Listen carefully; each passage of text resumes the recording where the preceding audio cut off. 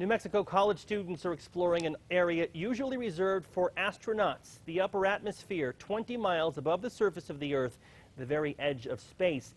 Educators hope this kind of extreme lab inspires a new generation of students to pursue careers in engineering. News 13's Bob Martin has the story. 20 miles above Albuquerque on Monday, below the black of space and blue ribbon of the atmosphere, that little line on the ground, the Rio Grande Valley. The view courtesy of a weather balloon carrying an instrument package built by students working at the University of New Mexico. Not a lot of people get to work in a research facility where working out of the box is acceptable. Yeah. JC is actually a civil engineering student at UNM, hoping to build roads and bridges someday. But she's working on this edge of space balloon command module with a New Mexico State University mechanical engineering student, Cheryl, and Austin, an aerospace engineering graduate student from Missouri. Together with other team members, they hope to perfect a balloon shuttle of sorts that can regularly carry other instruments 100,000 feet up. Just trying to get everything in that tiny little box is the hardest part. There's been a lot of issues with our power as well.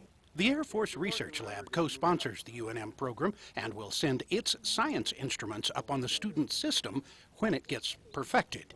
Problems remain with the tracking system and with the extreme cold in the upper atmosphere, and other issues. All must be solved by student engineers. Can I have another one? You learn by trial and error. You learn that failure does not mean the end, and you learn to work with people. UNM planned this program to be high-tech, hands-on, to ultimately help attract more young people into engineering careers. America's brain drain is a crisis, with places like China graduating 10 times more engineers.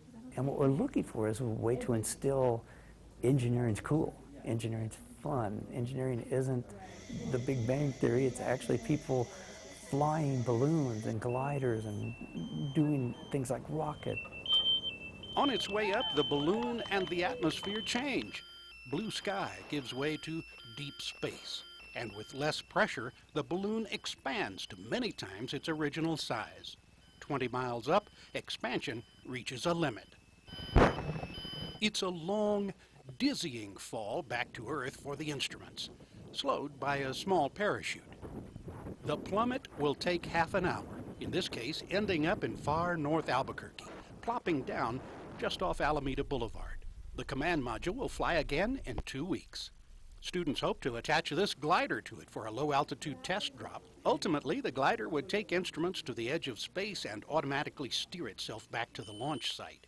More out-of-the-box thinking by some future engineers. Bob Martin, KRQE News 13, Edgewood. UNM's Cosmiac Center also involves engineering students in the design, construction, and launching of small satellites. That is so cool. Yeah. Bob gets the coolest story.